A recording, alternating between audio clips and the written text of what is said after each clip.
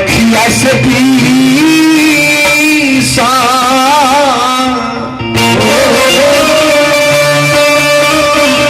अरे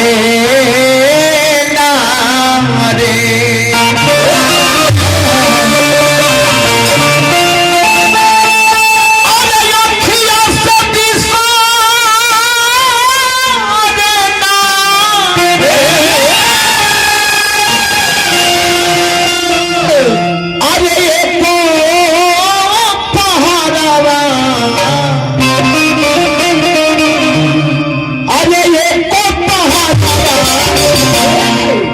इनके नाम इकबाल चाचा कहते हैं। अरे दुनू में भाई बाबूजी ने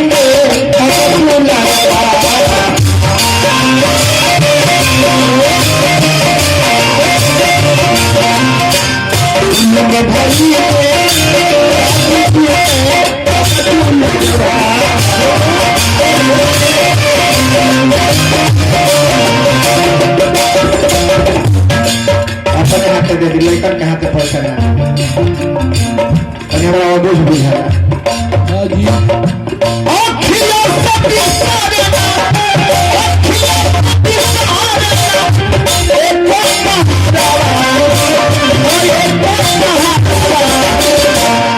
अरे दुनू में भाई बाबूजी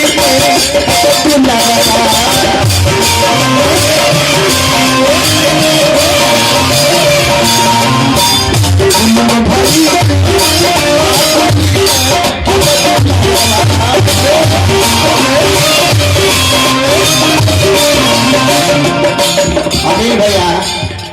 अरे बाबा हमने के नया पर छोड़ के नहीं गए इहो के बाबूजी छोड़ के गई हो इहो के बाबा छोड़ के गई हो आज बाबा गई बानी समय आई के दिन हमनियों में चल जाए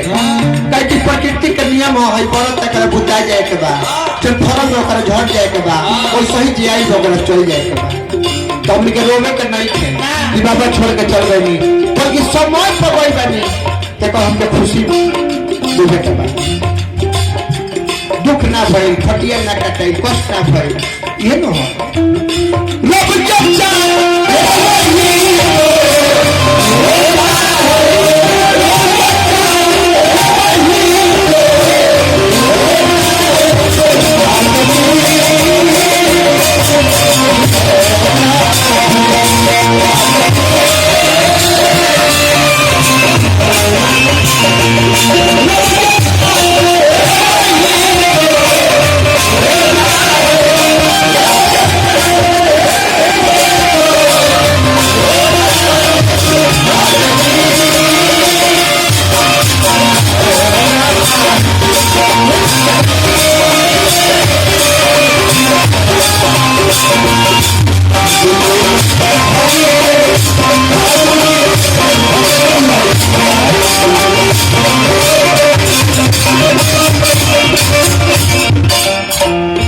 चाचा सुतल बनी का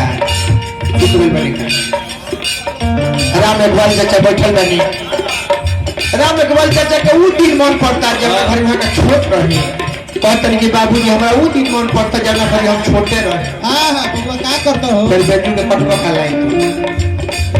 मेरे सब मोबाइल चार्ज करत वो में लाइन ना है ओ मोरी धराई रहिया चलावा बेटी के खना बाबूजी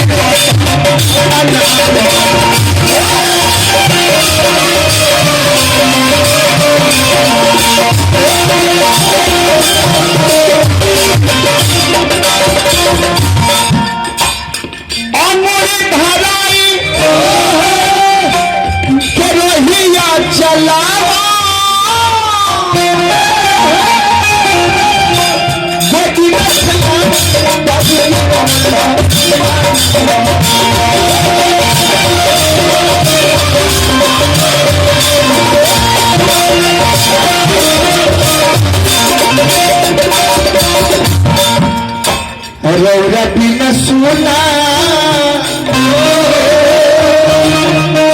अरे लागे ये बाबूजी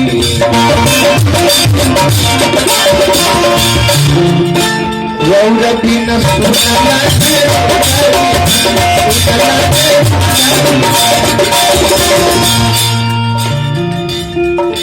रौरा बिना सुना लागे रौरा बिना सुना लागे रौरा बिना सुना लागे भलवा दुआरा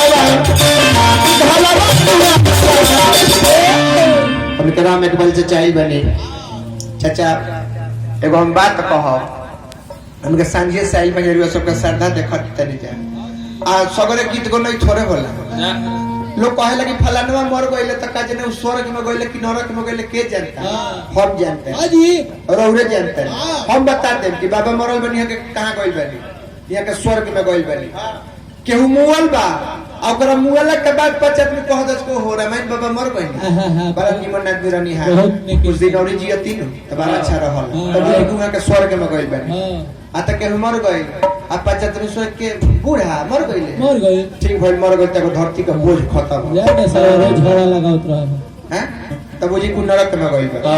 तब यह चाह टुनटुन भैया अनिल भैया राम इकबाल चाचा आज इतना सुंदर जलसा करनी सब है ढेर बड़हन काम नहीं थे अजान के श्रद्धा देखी ले जब कही ले जा साल में जवना दिन के 3 तारीख के बाबा मरल बनी वही डेट के जरूरी नहीं थे कि गांव भर खियावे के बाद 2 गोले करावे के बाद 5 गो ब्राह्मण एगो कथा कहवा दी पुण्यतिथि के नाम पर आ 5 गो ब्राह्मण के जरूर खियाई सब है ऐसे का होई कि रोवे लोग जहिया तक जियो वो बाबा के नाम जियत रहे आ बाबा कुछ के कमी नहीं देखे गई हमके देखते नहीं बनी जा हैं ना तो 2 बोले लोग लइका भइले बहुत नहीं के लोग मुगले में 2 बोला होता है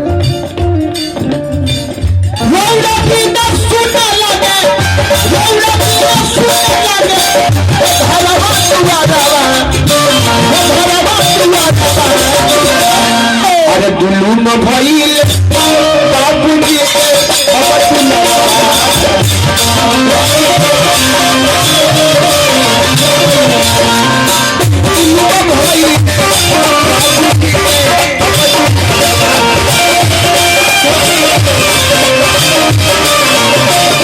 भैया के नाम का है अच्छा सुनील भैया पोता बने बाबा के पोता बने हमने के भाई बने यहाँ के बाबा कबर से हो गए नहीं 80 पार होता 95 और 100 में 5 बरस का एक मतलब कि 95 साल का होकर तो कोनो काम ना करत हो लेकिन यहाँ बैठत हो आज तकला पर जगह खाली बुझात होते कि बाबा यही जे बैठत रहले हां यही जे सुतत रहले हां यही जे खात रहले बाबा गोइल बन तो कोनो घरवा दोरे लेके थोड़े गोइल बन लेकिन वहां बिना जगह खाली लगता यही बेरा के चीज को पुलिस चाचा हमके छपरा जिला कान बंसार जगह के कोकिल कौन कहल जाला एगो बड़ा सुंदर गीत पुलिस चाचा गौले बन हां